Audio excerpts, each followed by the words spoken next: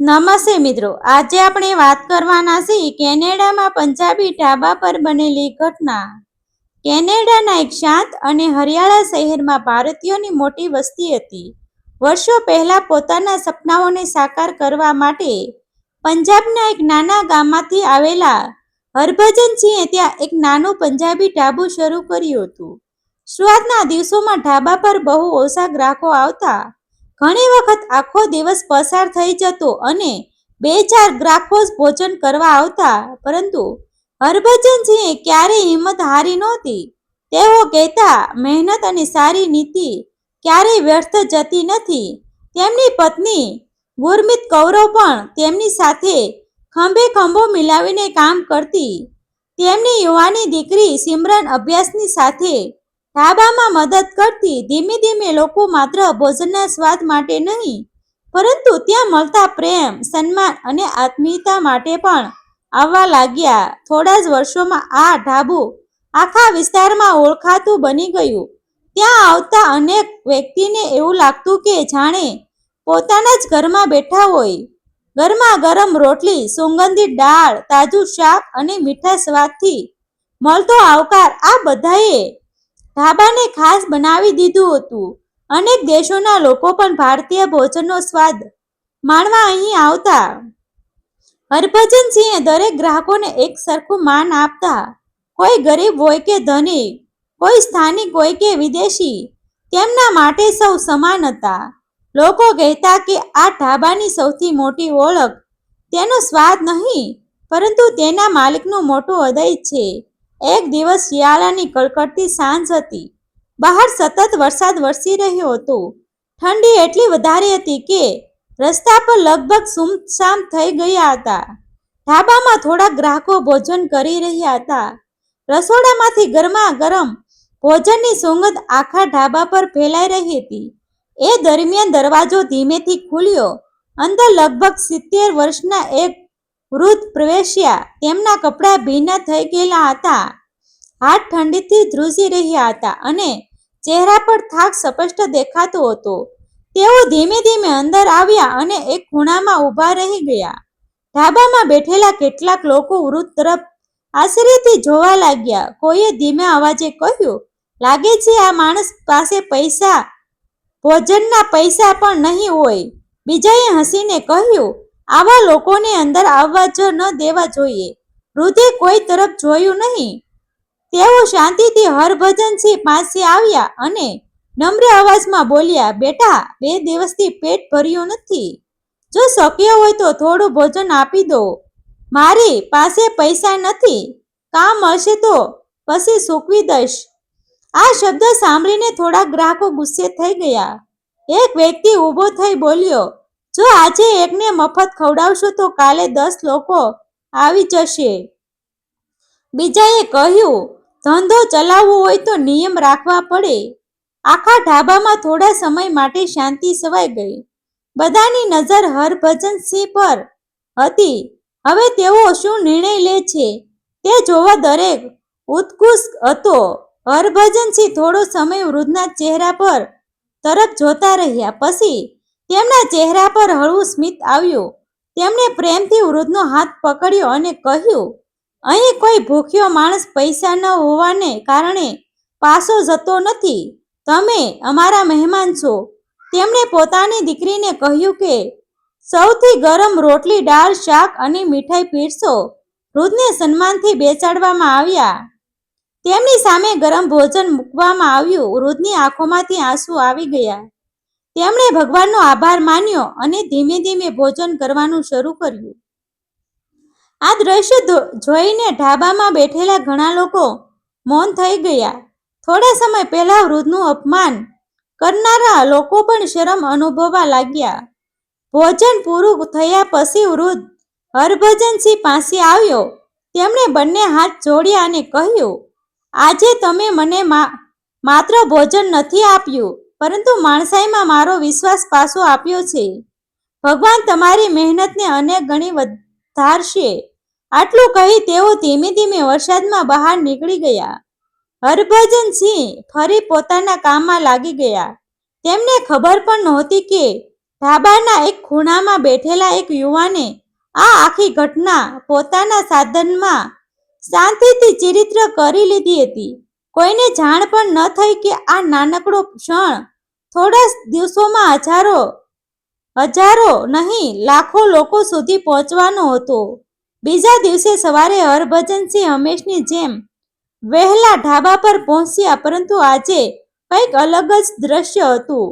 ઢાબાની બહાર સામાન્ય દિવસ કરતાં ઘણી મોટી ભીડ ઊભી હતી. અનેક લોકો માત્ર એક જ વાત પૂછતા હતા, શું આ એ જ ઢાબું છે? ત્યાં એક ભૂખ્યા વૃદ્ધને સન્માનથી ભોજન કરાવવામાં આવ્યું હતું. હરભજનસિંહ અને તેમનો પરિવાર એકબીજાના ચહેરા પર આશ્ચર્યથી જોવા લાગ્યો. તેમને હજુ સુધી ખબર નહોતી કે રાત્રે બનેલી એ નાનકડી ઘટના હવે સમગ્ર વિસ્તારમાં ચર્ચાનો વિષય બની ચૂકી હતી. ઢાબાની બહાર ઊભેલી ભીડ જોઈને હરભજનસિંહ થોડો સમય માટે આશ્ચર્યમાં પડી ગયા. રોજ જ્યાં 10-20 લોકો નાસ્તા માટે આવતા હતા, ત્યાં આજે સેંકડો લોકો માત્ર એક નજરે આ ઢાબાને જોવા ઊભા હતા. ઘણા લોકો પોતાના પરિવાર સાથે આવ્યા હતા, તો કેટલાક માત્ર એટલા માટે આવ્યા હતા કે જે માણસે એક અજાણ્યા વૃદ્ધને પોતાનો મહેમાન માનીને ભોજન કરાવ્યું, તેને એકવાર મળવું જોઈએ. હરભજનસિંહે હજુ પણ સમજાતું નહોતું કે આ આખી ઘટના આટલી ઝડપથી લોકો સુધી કેવી રીતે પહોંચી ગઈ. થોડી જ વારમાં એક યુવાન આગળ આવ્યો. તેણે નમ્રતાથી કહ્યું, બાપુજી, ગઈકાલે હું અહીં જ બેઠો હતો. તમે જે માનવતા બતાવી હતી, મેં મારા ચિત્રાંકન સાધનમાં કેદ કરી હતી. ઘરે જઈને મેં તે દ્રશ્ય લોકો સુધી પહોંચાડ્યું. મને ખબર નહોતી કે આટલા બધા લોકોના હૃદયને તે સ્પર્શી જશે.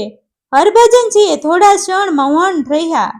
તેમણે માત્ર એટલું જ કહ્યું, બેટા, અમે તો માણસાઈ કરી હતી, તેમાં કોઈ મોટાપણું નથી. દિવસો પસાર થતાં ઢાબાની લોકપ્રિયતા સતત વધતી ગઈ. દૂર દૂરથી લોકો ભોજન કરવા આવવા લાગ્યા.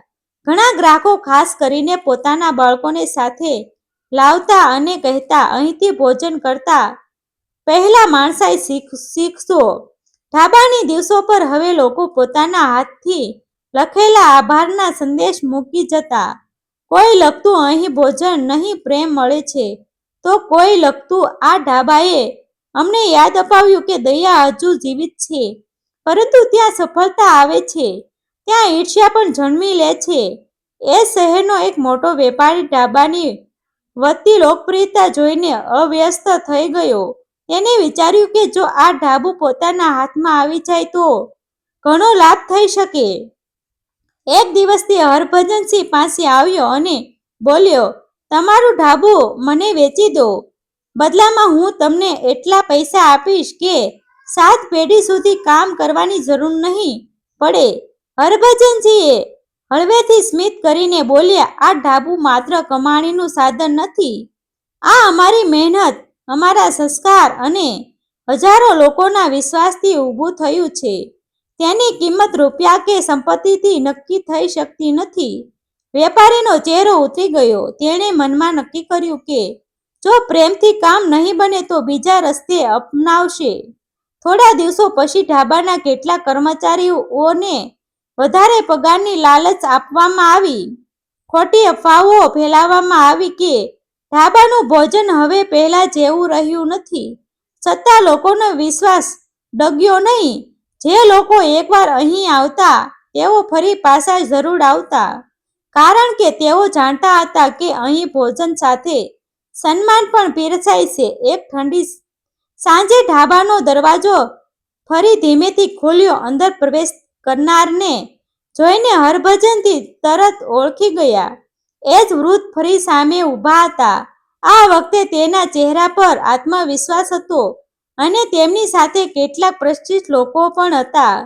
હરભજનસિંહ તરત આગળ વધ્યા અને પ્રેમથી તેમને બેસાડ્યા. વૃદ્ધે હસીને કહ્યું, આ વખતે હું ભોજન માંગવા આવ્યો નથી. આજે હું તમારો આભાર માનવા આવ્યો છું. ઢાબામાં બેઠેલા બધા લોકો શાંતિથી તેમની વાત સાંભળવા લાગ્યા. વૃદ્ધ આગળ બોલ્યો, હું વર્ષોથી જરૂરિયાતમંદોની મદદ કરતું એક મોટું સેવા કાર્ય સંચાલિત કરું છું. હું ઘણી જગ્યાએ સામાન્ય માણસ બનીને જાઉં છું, કારણ કે હું માણસોની સાચી ઓળખ જોવા માંગુ છું. તે રાત્રે મારી પાસે ખરેખર પૈસા હતા, પરંતુ હું જોવા માંગતો હતો કે દુનિયામાં માણસાઈ કેટલી જીવિત છે. તમે મને ભોજન નહીં પરંતુ સન્માન આપ્યું. આ વાત સાંભળીને આખું ઢાબુ તાળીઓના ગડગડાટથી ગુંજી ઉઠ્યું. વેપારી જે દૂર ઊભો હતો તેનો ચહેરો શરમથી ઝૂકી ગયો. વૃદ્ધે જાહેર કર્યું, આજથી દર મહિને જરૂરિયાતમંદ લોકો માટે મફત ભોજનની સંપૂર્ણ જવાબદારી અમારી સંસ્થા લેશે. આ ઢાબુ હવે માત્ર ભોજનનું સ્થાન નહીં, પરંતુ માનવતાનું ઘર બનશે. હરભજનસિંહની આંખોમાં આનંદના આંસુ આવી ગયા. તેમણે કહ્યું, ભગવાને અમને જે આપ્યું છે તેમાંથી થોડું પાછું સમાજને આપવું એ સાચી સેવા છે. થોડા દિવસોમાં ઢાબાની બહાર એક નવું પાટિયું લગાવવામાં આવ્યું. તેના પર લખેલું હતું, અહીં કોઈ પણ વ્યક્તિ ભૂખ્યો પાછો નહીં જાય. જો તમારી પાસે પૈસા ન હોય તો પણ તમને સન્માનથી ભોજન મળશે. આ વાક્ય વાંચીને અનેક લોકોની આંખો ભીની થઈ જતી. શહેરના લોકો પોતાના જન્મદિવસ, લગ્નની વર્ષગાંઠ અને અન્ય શુભ પ્રસંગોએ અહીં આવીને જરૂરિયાતમંદોને ભોજન કરાવવામાં લાગ્યા. ધીમે ધીમે આ ઢાબુ માત્ર કેનેડામાં જ નહીં, પરંતુ માનવતાના પ્રતીક તરીકે ઓળખાવા લાગ્યું. જે વેપારીએ ઢાબુ ખરીદવાનો પ્રયાસ કર્યો હતો તે એક દિવસ હરભજનસિંહ પાસે આવ્યો. તેણે બંને હાથ જોડીને કહ્યું, મને માફ કરી દો. મેં પૈસાને સૌથી મોટું માન્ય હતું, પરંતુ આજે સમજાયું કે સૌથી મોટી સંપત્તિ માણસાઈ અને વિશ્વાસ છે. હરભજનસિંહે સ્મિત સાથે તેનો હાથ પકડી લીધો અને કહ્યું, ભૂલ સ્વીકારી લેવી એ પણ એક સારો ગુણ છે. સમય પસાર થતો ગયો, પરંતુ ઢાબાની એક પરંપરા ક્યારેય બદલાઈ નહીં. દરવાજા પર આવનારા દરેક વ્યક્તિનું સ્વાગત પ્રેમથી થતું અને કોઈ પણ ભૂખ્યો પાછો જતો નથી. લોકો કહેતા, આ ઢાબામાં ભોજનનો સ્વાદ જીભ પર રહે છે, પરંતુ અહીંની માણસાઈ જીવનભર હૃદયમાં રહી જાય છે. આવા જ વિડીયો જોવા માટે અમારી ચેનલને સબસ્ક્રાઇબ કરી દેજો. આભાર મિત્રો. ગમે તો શેર કરી દેજો.